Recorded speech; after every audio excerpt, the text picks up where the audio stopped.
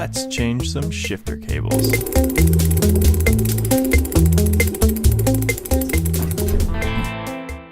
I'm using the Shimano MTB shift cable set. It comes with 2 cables and a bunch of cable housing and all the parts you need to do the job right.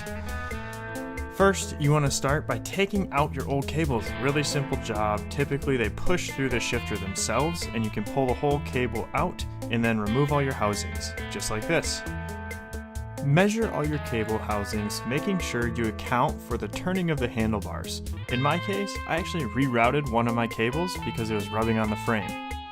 Also, make sure before you install your ferrules that the cable housing is open and ready to have an inner cable threaded through it. Make sure you don't use normal side cuts because you won't be able to clip these cable housings. They have steel threaded cord inside of these cable housings and it makes it very, very difficult. There are specific cable cutters, but I had these very robust side cuts pliers that actually worked pretty well for what I was trying to do. Once you get all your cable housings routed,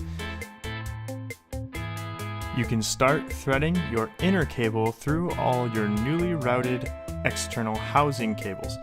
Start at the shifter and thread it through the shifter and into your cable housing and down through the rest of the housings all the way down to your rear or front derailleur, whichever one you're doing. Set the tension and anchor it down, put the ferrule end cap on and pinch it with a set of pliers. It works just great. Thanks for joining me on One Plus Bike. I'm Dan and I'm trying to become a professional mountain biker. If that sounds like something that would be interesting to you, please follow my journey and subscribe to my channel now.